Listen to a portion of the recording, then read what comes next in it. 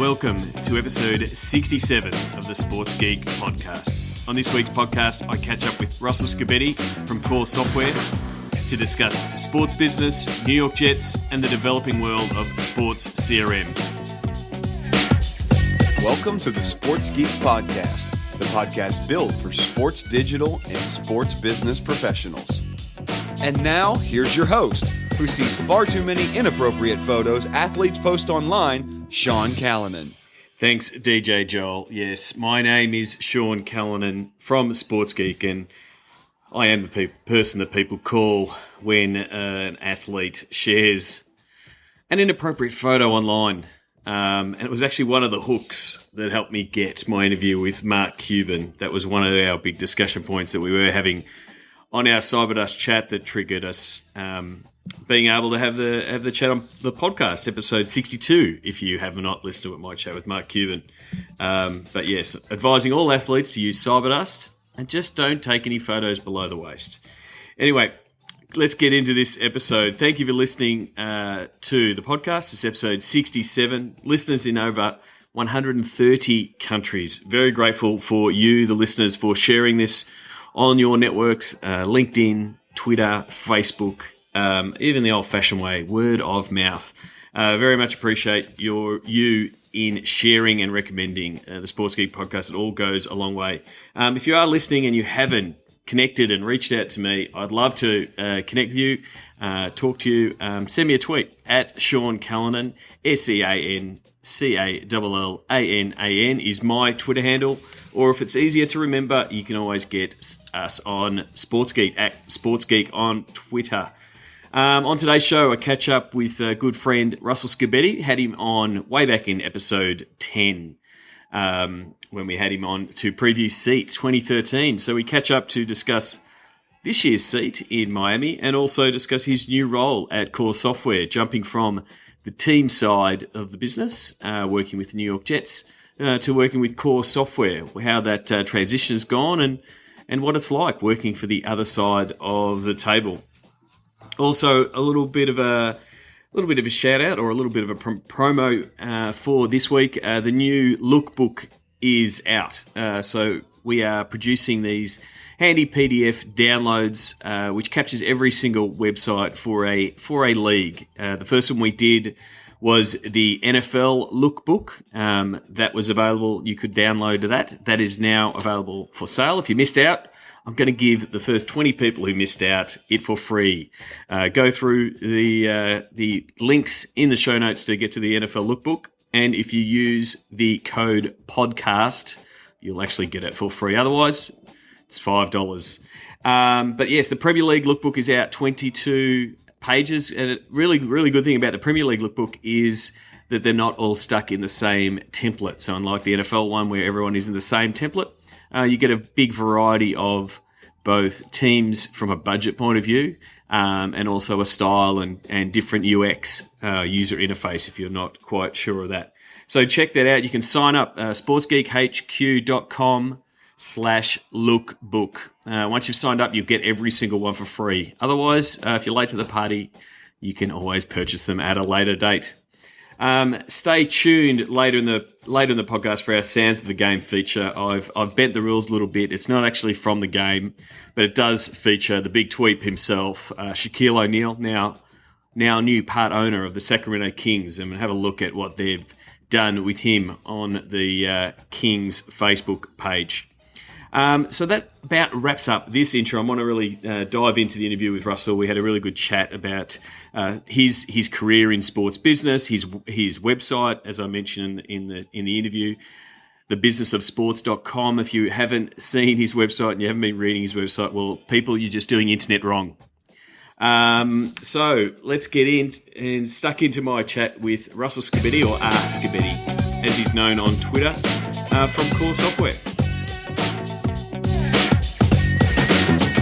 Very happy to have a good mate of mine. He's been on the podcast before, way back in episode 10. I've promised that I won't talk cricket with him like I did last time.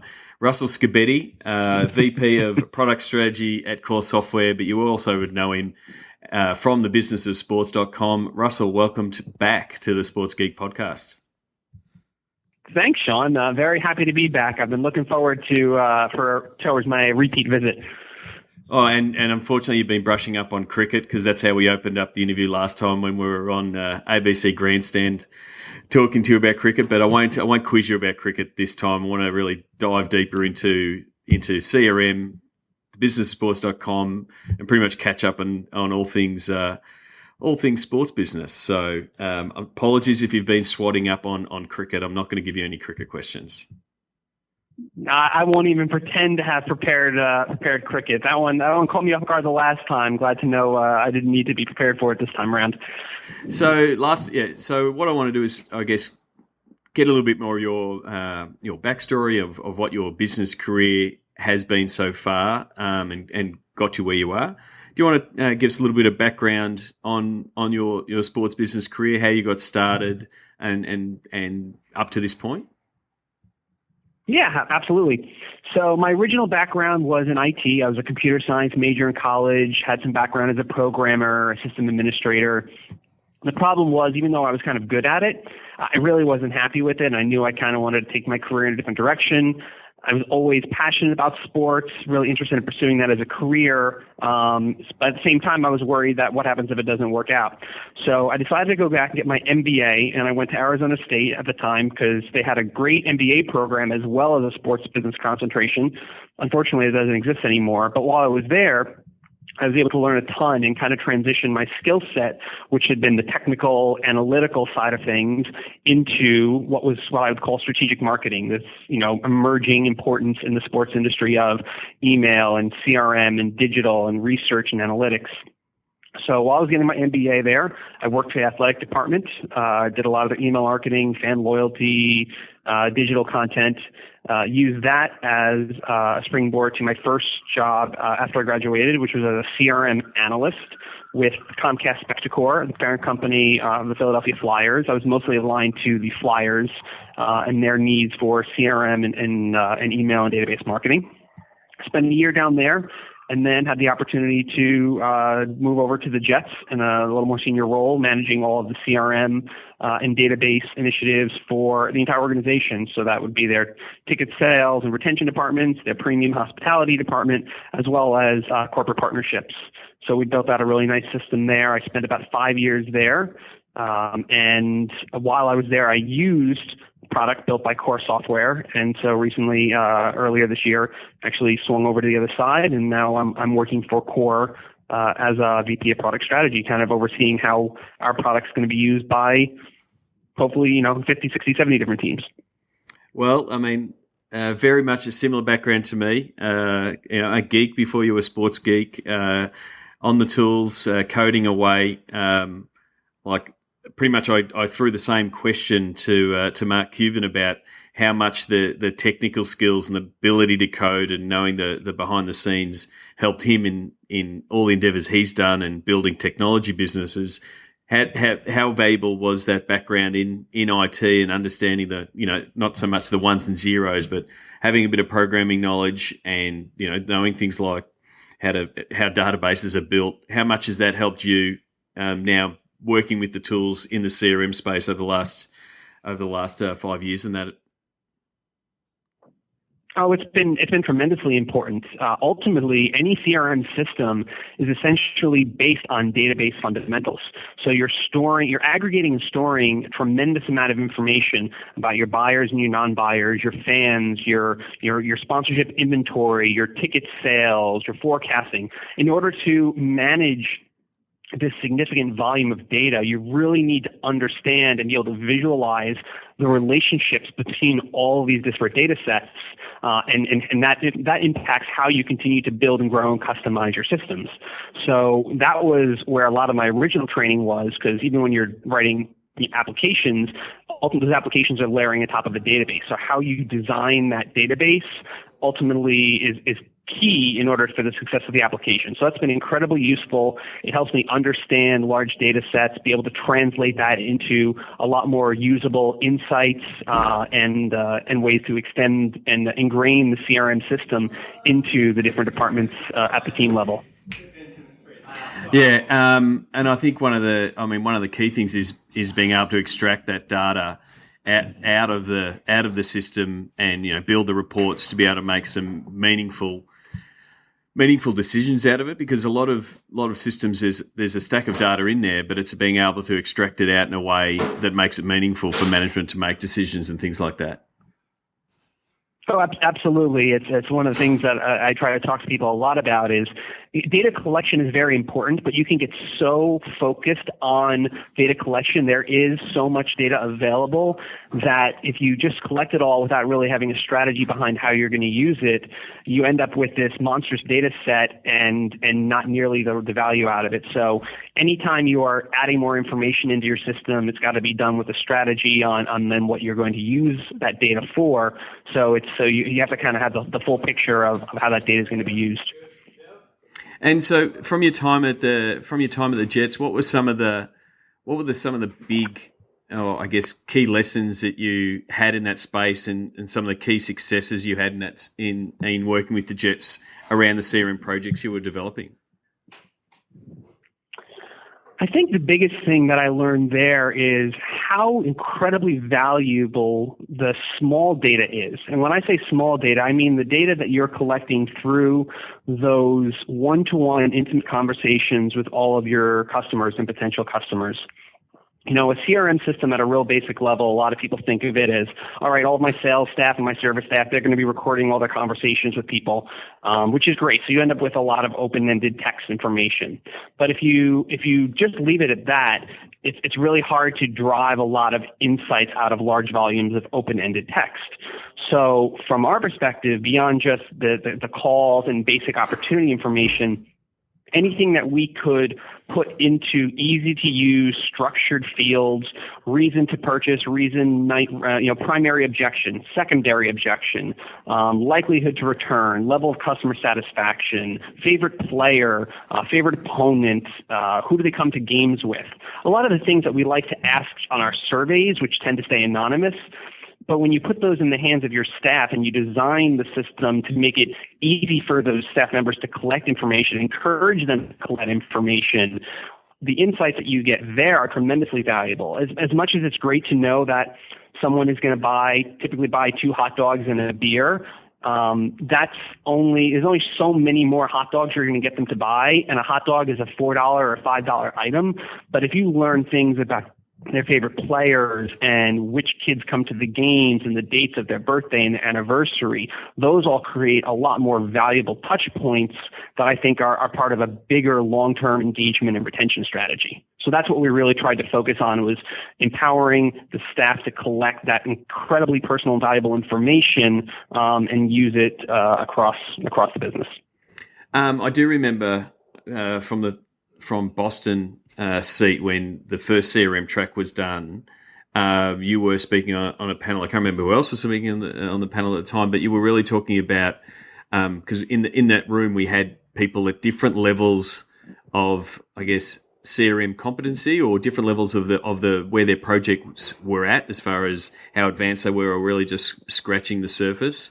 And I'd still take away one of the key points was how much training you did with the staff that are using the system to be able to capture that small data that you were talking about to make your make the picture that you're painting of your customer more accurate, but also to train the staff to use the product to its full potential.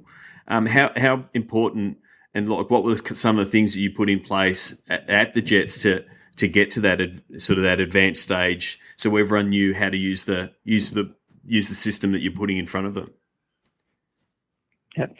Whenever I did a training with staff at the Jets, it wasn't just about how to use a system. I feel like if you focus on operational training, it becomes a task. It's like, all right, they need me to put in my activities so they can see how many calls I make. They need me to put in my pipeline so they can do this. It feels very disconnected. It feels like a very forced manual labor. So what I try to focus on in the trainings is why CRM is designed to begin with. CRM is actually supposed to be helpful for all these staff members. A good CRM system and good analytics behind it is going to help them convert more sales. It's going to help them retain customers. And it's going to put more money in their pockets. It's going to drive up their commissions. So one of my old instructors in school used to love the term WIFI, what's in it for you. So my trainings really would try to highlight listen, the volume of calls that you're going to be making and the counts that you're going to have to manage, in order to really maximize your potential here in the organization, this system is going to do all these different things for you, but it's also only as good as what you're putting in it. So stop thinking of it as, Big Brother, and think of it as a tool that is going to enable me to be the best at my job. I always told them I didn't think I would be a good sales rep, but I love to make them better sales reps.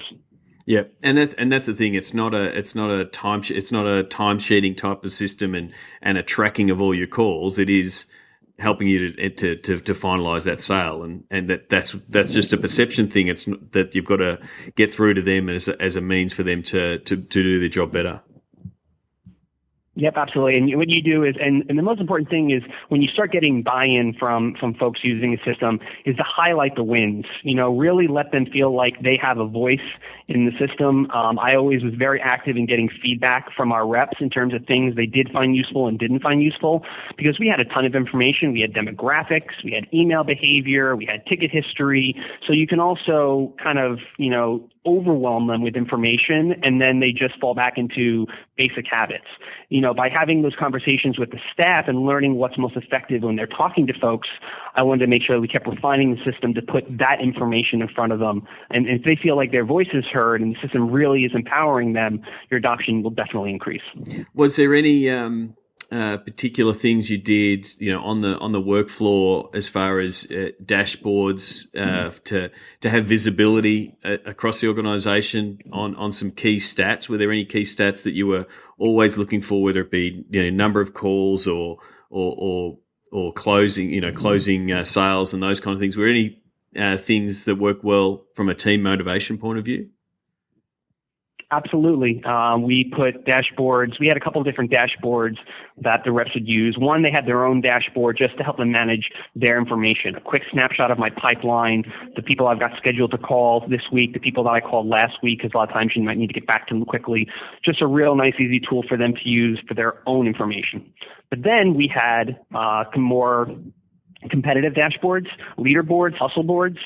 So on the hustle board section, they'd be able to see how they're comparing against the other members of the team in terms of volume of calls, volume of activities, and where their opportunity pipeline's at, as well as sales leaderboards.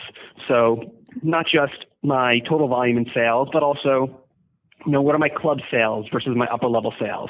The truth is that, you might not be on the top of the sales board this week, and you don't necessarily want to discourage them, but they might be on the top of the club sales leaderboard.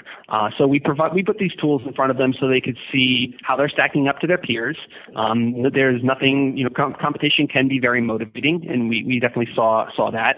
It also helped me on adoption, because when I could show publicly to everyone that, hey, the top 3 people who have the most active pipeline and accurate pipeline information are almost always the same people at the top of the leaderboard and winning our sales contests, that helps me get buy-in from the other staff members that, hey, I really should keep my pipeline up to date because it seems to help those guys win.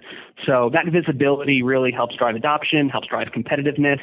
And also, everyone wants to feel more connected to the organization. It's not like you need to hide information about one person's performance or the other. I'm a strong believer in a very open visibility into your information, transparency. So that really helped. So everyone felt very connected, especially if there were any team contests. We tried to mix in, the sales managers would mix individual competition and team competition. So in those situations, you want to try to motivate your peers because everyone wins. So I think those dashboards are really, really key to help drive the staff performance. So just moving away from the staff and the sales staff performance stuff you touched on earlier about the analytics.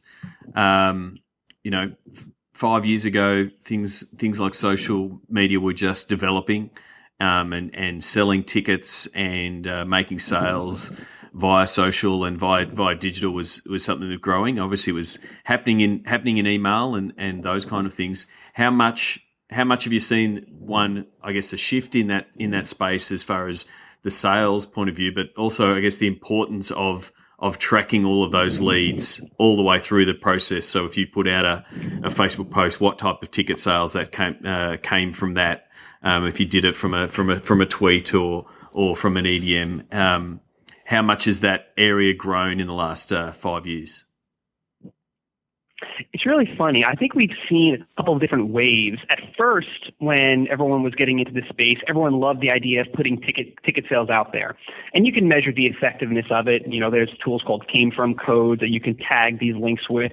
So you can see how many tickets were sold off of a particular Facebook post, a particular tweet. The same technology that you would put if you had a banner ad that you wanted to track. Yep. So early on, everyone had a lot of success with this and wanted to put out ticket offers, pre-sales, exclusive, tweet up type of tickets. But then the interest in that actually, I think, has kind of dropped down a little again. And that's when we've seen a lot more shift to social for engagement. Yep. And so there's a resistance to putting too many sales messages out there. I think a part of that is also because even though, yes, they generate some revenue, the bigger revenue generator in social has been in the alliance between brands, your partner brands, and your brand through social. So I think there's been a lot more focus on creating content that's co-branded and having that be the vehicle for revenue generation. We might be swinging back again. I know you mentioned on your podcast with Cuban about the click to buy and the ease of these transactions, and we might get to the point where that helps spur more ticket sales again. So I'm keeping an eye on that. Social listening to me is really important, and you saw that Salesforce has a Radiant 6 and Microsoft has a new social listening product. For me, those are really valuable on the customer service side. You can search and identify key terms and bring them in and get ahead of problems, be aware of what the general sentiment is. But you have to be really careful in those areas. I know you've talked about it in the past. There's so much noise out there, so many people that are so passionate about the wins and losses that it makes it very challenging to find the things that are as actionable for your team as opposed to things you have no control over. So it's still important from the service side, but I don't see quite as much of it as just a pure ticket generation tool. Yeah, I mean, I think it's. I think you're right. Early on, it was the phrase which always makes me cringe a little bit is how do we monetize social media? And one of the easiest ways was to put out a ticket offer and see the tickets sell. But I see all social media platforms as an engage first, sell second sort of platform. But the fact that now that you can do the dark posts, so the dark posts where they're not hitting your feed and they're just hitting up those prospects you might want to have that may have only turned up to one or two games. So you can really be really tactical about those ticket offers and not really blast the feed all the time with that sales message. I think that's really, really important. And I think, as that click to buy, that the gap between seeing it and purchasing it gets smaller and smaller, I think that'll be really valuable. But I was listening to, I think it was the end of Jay Bauer's podcast with Jeremy McPeak from the Phoenix Suns, and they had a social media number of the week, which was 22%. And there'd been some studies done of running out email campaigns, which email is still one of the biggest ways for sports teams to sell tickets, and you'd know that. But they also additionally ran Facebook ads complementing that email campaign, and saw a 22% lift in conversions when they've been done together. So there's even some brands that are running Facebook ads that say, we just sent you a really awesome email, check your inbox. So, going to that length. So really part of it is just making sure people know that your offer is there, and using the tools. But it's the main thing is that my main point for the initial question was the ability to track it and make sure that what you are doing is getting the results is vital. Otherwise, you're just sort of spraying money and not knowing what really you're doing. Yep, no, I agree, and I've seen some similar numbers to that. I think Facebook's retargeting abilities have gotten really good, and I've heard some organizations having some good success using that platform, the advertising platform, to drive revenue, and without it getting in the way of the traditional content feed. It's funny calling anything about social media traditional now, but there are content feeds that you want to stay away from being too promotional and too transaction oriented. And like you said, email is still really important. So a part of any general strategy is to collect as much information, whether that's through your sweepstakes or through social connection tools, social sign-on. If you can collect that information and continue to learn about them and find other channels to engage for the transaction opportunity, while not letting that kind of filter into the general social conversation that everyone's taking a part of, hopefully you can kind of blend that best of both worlds. Yeah, and I think the maturity around the space of things like custom audiences, I think it's about 18 months ago when Facebook announced that you'll be able to advertise to people in your email list. And the initial reaction was, oh my goodness, why would I want to do that? I'm spending all this time trying to get my emails out of Facebook. Why would I start advertising to people I already have? But it's a really good re-engagement tool. You can go into your CRM and say, who are the fans who aren't opening our emails, who aren't engaged with their brand, that have said that they have been previously. Maybe what we can do is do a campaign to get them in on a specific offer, re-engage them, get them more active on our email list via the activity that they're doing on a social point of view. So it can, and I think this is what the study from the Jay Bauer podcast was like. It can help you to re-engage and get lift open rates and lift click rates in your emails if you're presenting them, making sure that they're seeing that offer because they might not be opening that email. No, absolutely. These need to be complementary. Like I said, I think we're seeing a good transition back into the way social can drive revenue, but it's not just by putting out links. It's by using these other tools now that have more segmentation ability, can be more targeted, can drive more insights. It's more sophisticated now rather than just putting out a Facebook post with a promo code.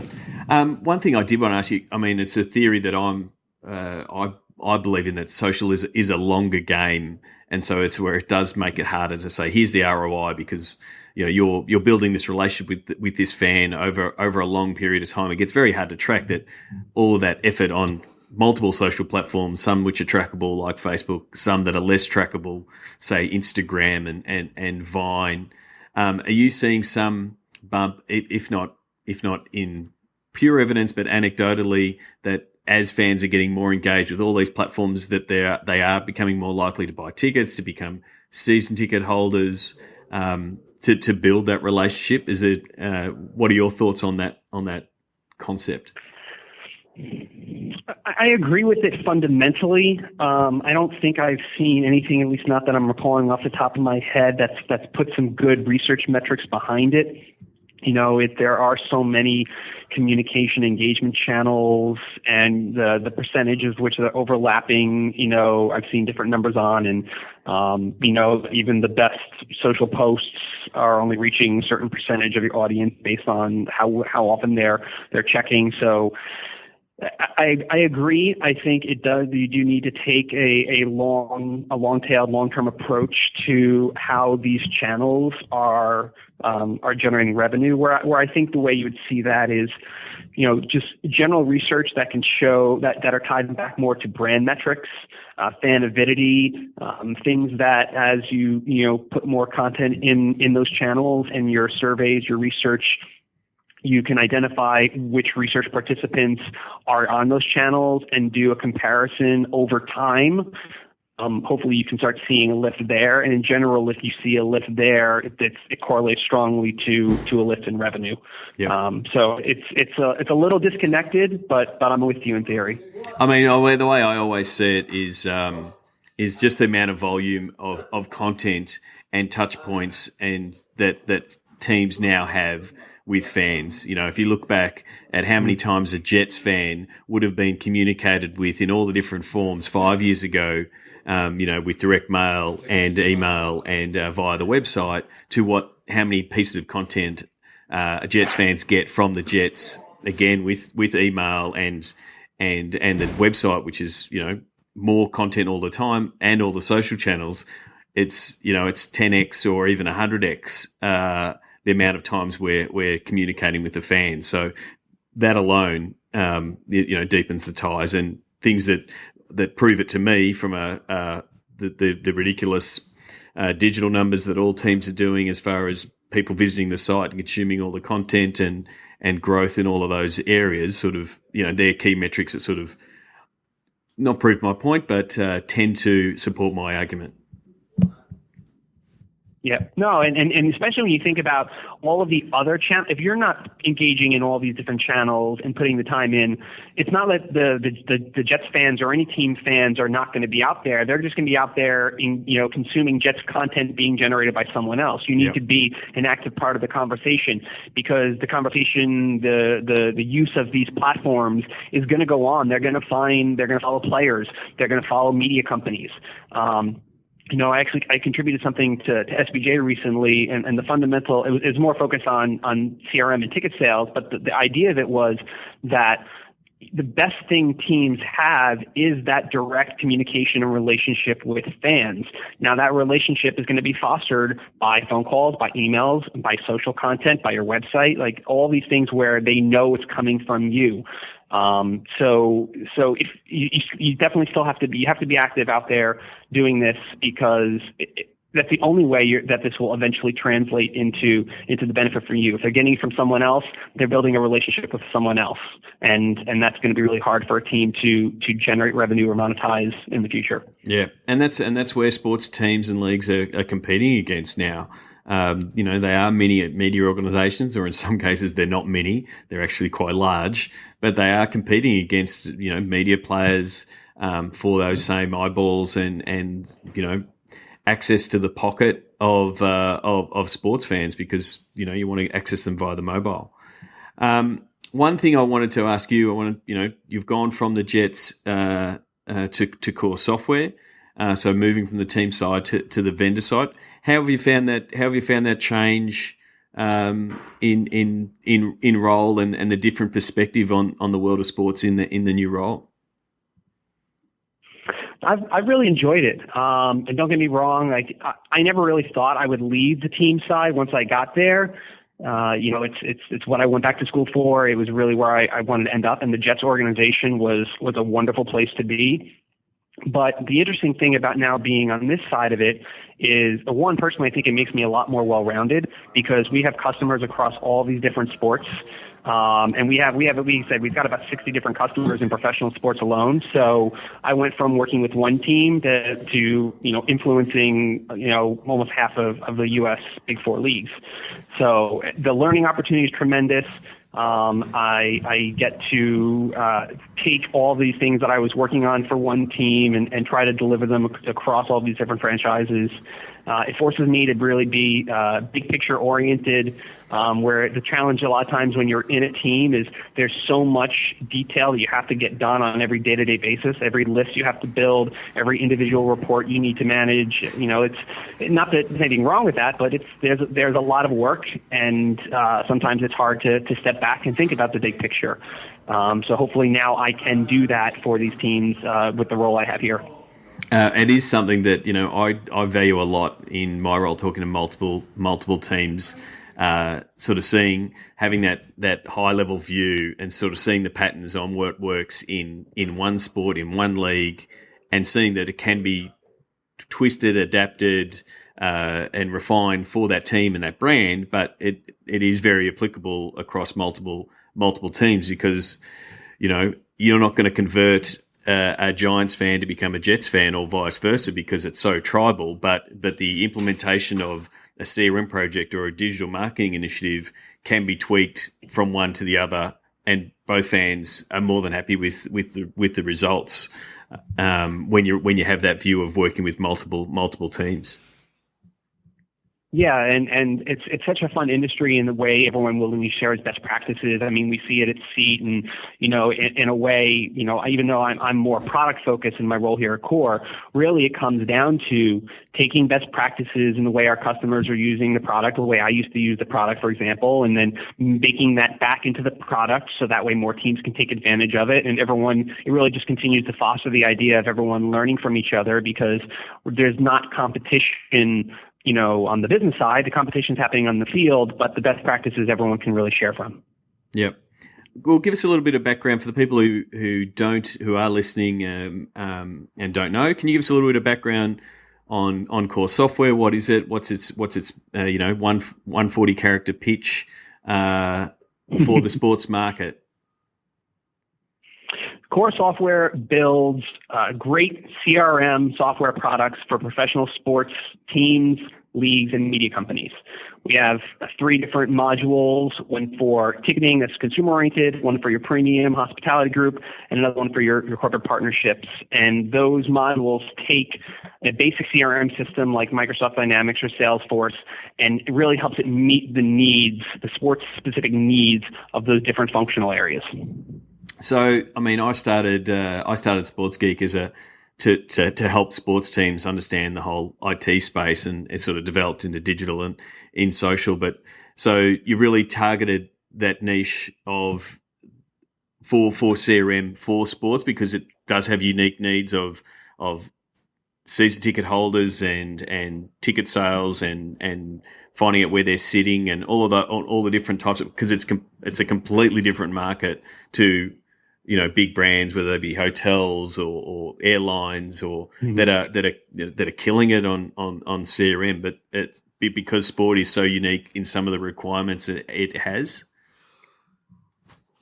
Yeah, no, exactly. So, I mean, you can definitely, there are plenty of teams try to use a traditional CRM, and that's fine. I'd rather have a CRM than no CRM. But when it comes to, on the ticketing side, the need to be able to integrate into ticketing systems, which are not the most user-friendly things to do sometimes. It's a lot of data. It's a lot of inventory and kind of things to sift through. Being able to bring that data into a CRM in an automatic fashion, and being able to handle both the sales and the renewal process and what goes into these, you know, season-long touch-point retention campaigns. And then on the sponsorship side, you're selling deals that involve such a variety of assets that can be physical, commodity, or time-based, digital, radio, TV, signage, hospitality, tickets. You know, building those proposals, turning them into contracts, tracking that contract through to fulfillment. Yes, and fulfillment of all those assets over the course of an entire season. It's great that someone bought all these assets, but how do we know they were delivered? So those are those different unique elements for sports that we've really tried to solve for with our software. Yeah, I nodded my head when you said integrating with ticketing. I'm sure there's a few people who are listening. It's a worldwide problem, people, integrating with ticket providers. So please send Russell and I a tweet, just a nod of the head to say, yes, I feel that pain. I've tried to integrate with ticketing partners, and I want to get that data out. If I had $1 for everyone who said they had that problem, I'd be a very rich man. So, yes, trying to solve that problem alone is big enough. I did want to touch base on, because we haven't really caught up and recapped since Miami and Seat. I was very much involved with the digital track and didn't really get a chance to jump into the CRM track. You were all over the CRM track, helping curate and pull together the CRM track, and you know, kudos for yourself, help growing that track over the since Boston in 2012. It's just gone from strength to strength. What were some of your key takeaways and highlights from Seat in Miami? I think the biggest thing that for me that came out of Seat this year was we really kept it focused on actionable takeaways. So we did a lot more case study driven conversation. We had the Chicago Bears giving us some great insights on how they were able to build up the email marketing platform and how they were segmenting and driving results from new campaigns they were executing. The Penguins on their mobile driven loyalty program and Tens Points. We had a couple of folks talk about their emerging loyalty programs and a lot of the very key lessons they learned and how they structured those programs.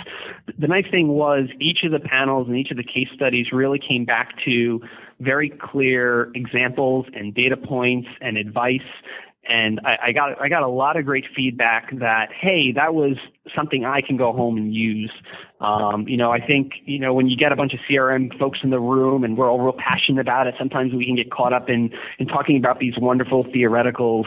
And to me, the real key was that we had some of that, but then we came back around and really gave ideas and tactics and things people could go home with and execute and try to get an immediate return from. Yeah, I mean, that's I always find coming away from Seed, it's a great place to, you hear people say, I'm going to steal that. That's good.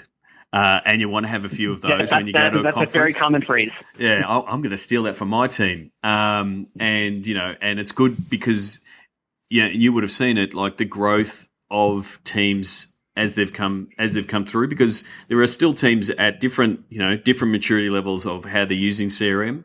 But each year they're coming back to see, you can see that they've made strides in getting their systems up and running, and then they're running these campaigns and building their lists. So it makes it more exciting to go, what's going to come back next year? What are the Penguins going to do with their next version of Penn's points? And I'm going to get the girls from the Penguins on to talk about how that loyalty program's going, how loyalty programs are developing.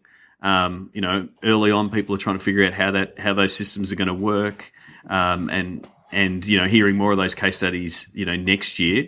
I'm expecting to hear from the guys at the 49ers around the loyalty program they've rolled out this year, since we're in San Francisco at Seats. So yeah, it will be very interesting to see how it all, what people are going to deliver next year.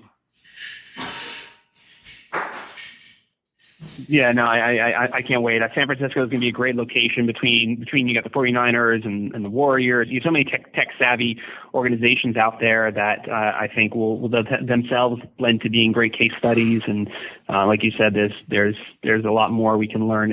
It's almost challenging to have. There's so many different topics we could delve into, and then to just actually narrow it down to just really a couple of days of content. That always leaves everyone wanting more. Yep, and that's the tough job we have to do, curating the tracks, Russell. With the help of the steering committees, we have to pick the topics, and that is the tough thing, the cutting down of all the cool content that people are putting forward. But it does make for a good conference, and it's well worth the effort putting in. I wanted to touch base on some fun stuff you've been doing on the businessofsports.com. You've launched you've relaunched hashtag Tuesday, reviving a hashtag you threw out. And the cool thing about Twitter search now is you can actually go back and see those tweets from 2 years ago. You launched the hashtag you work in sports when hashtag to get a whole bunch of people involved. Some very funny responses. It does make for a very sad picture, though. There was a lot of people, complaining about how long they work and how they never watch sports. So I felt the need when I saw a few. I thought I've got to put some positive ones in it, because we all actually love working in sports. But it's so easy to put some of the I work long hours and I never get to see my family type of tweets coming through. Some of your favorites from that hashtag? Oh man, there's you worked an entire game, but at the end you need to ask someone else what the final score was because you're too busy to notice. When you go to a sporting event and your wife starts talking to you about sponsorship inventory that went unsold. There's a bunch of fun ones. I was really happy that everyone kind of jumped in and threw that out there. I think you said I did it a couple of years ago, and I love how active the sports biz community is on Twitter, and the response is so good. That's why I think it's going to become its own column, trying to come up with a new question or topic. They won't always be as humorous as this one, but anything I can do where it's not just me saying what I think. I think people are sick of hearing me say what I think, so hopefully I can bring in some other opinions out there and just help share them. Well, that's not very good. So I'm not going to use that soundbite to promote this episode, Russell, because I think people do want to hear what you say. But I was going to throw you one. You can use working for a sports vendor. I can. There you go. That's my one. You can push it out and see what vendors come back with, as far as the benefits that they have because they work with people in sports. I think that's one that you can use. But I look forward to it. If you're not following Russell on thebusinessofsports.com, you're just not doing this internet thing right. Make sure you're following that and following Russell on Twitter. I'm pretty much sure that most of the people listening to this podcast will be Scibetti on Twitter. Russell, thank you very much for taking the time and coming on the podcast. I look forward to catching up soon. most likely will be at Seat, but I think I'm planning actually to come by New York after Seat for a little bit of a visit. I haven't been to New York for a while, so I get to see you on your home turf. Yeah, please let me know. It'd be great to get together again, and then I'm sure we will talk and stay in touch digitally plenty between now and then. Want to understand Facebook advertising options? Go to sportsgeekhq.com/FB ads. Thanks again to Russell Scibetti from thebusinessofsports.com and from Core Software for taking some time to have a good chat. Always love catching up with Russell, and I'm really looking forward to Seat next year. We're already having some of the meetings currently with the steering committee to start deciphering those topics and paring back the things that we want to talk about. And Russell and I have always been on the case of more case studies, more takeaways, more stuff you can steal. And Seat is one of the best places to steal stuff from, and also a great place to meet people in the industry.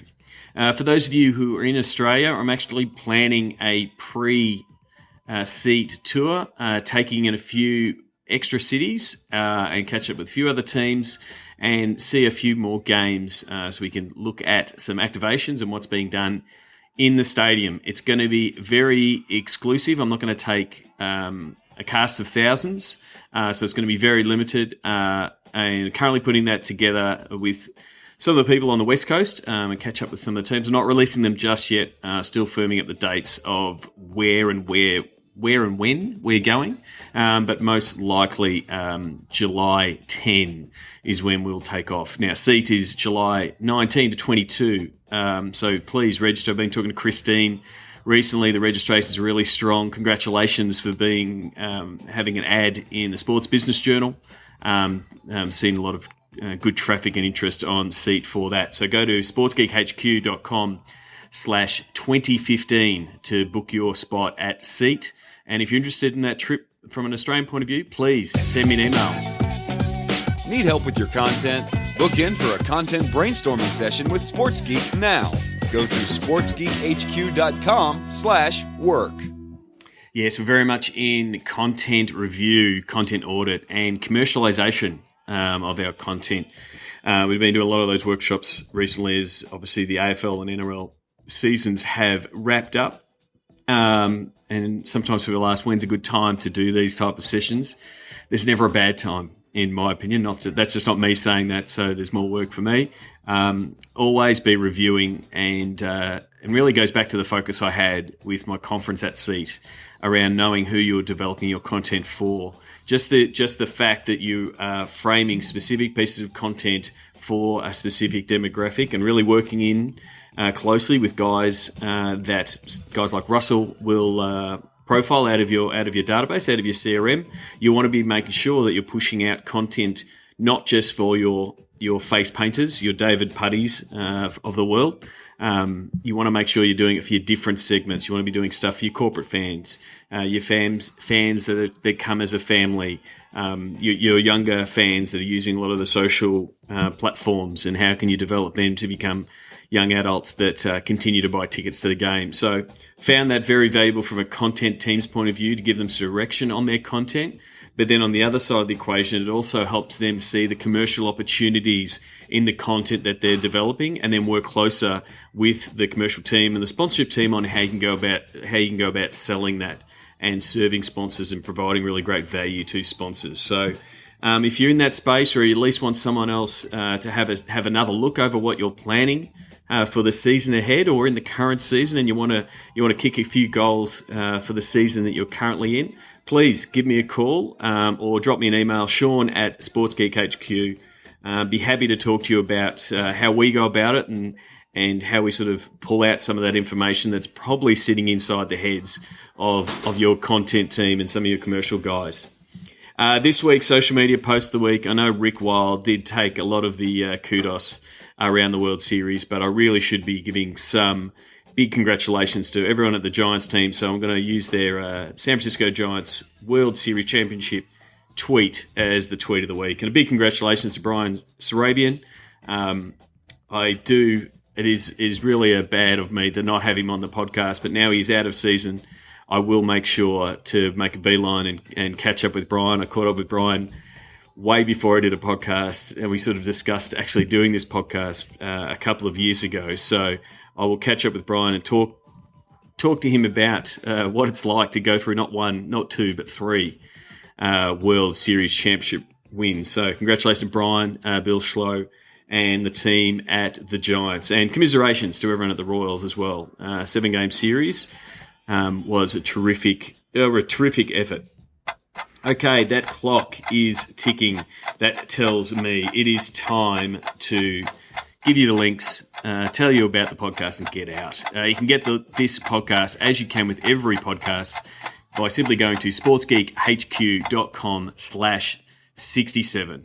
You can use that link anywhere and share it on any platform, and it will get you back to this episode, as it will with every single episode. So if you have a favourite, please send me a tweet, tell me which one you'd like, and don't forget to connect with all the guests like Russell Scibetti. Simply go to the guest page on our Sports Geek podcast home and connect with them on Twitter and on LinkedIn. This week's Sounds of the Game comes from the Sacramento Kings Facebook page, as I said earlier. A little bit different, not exactly Sounds of the Game, but when you got a personality, the big tweet, such as Shaquille O'Neal, why wouldn't you want to use him in your content? And this is stay tuned for after the credits. Shaquille O'Neal did a video for the Sacramento Kings Facebook page, and all I'm going to do is apologize in advance. Thank you very much for everyone who has left an iTunes review. Please keep sending them in and subscribing on Facebook. I really do appreciate each and every one. It does help with the ratings, but very much appreciative of everything that has happened. That's it from me. I'm going to get out of this podcast. And until next week, my name is Sean Callanan from sportsgeekhq.com. Cheers. Check out which teams work with SportsGeek at sportsgeekhq.com/clients. Find all SportsGeek podcasts at sportsgeekhq.com/SGP. Send in your sounds of the game. Email Sean at sportsgeekhq.com. Thanks for listening to the Sports Geek Podcast.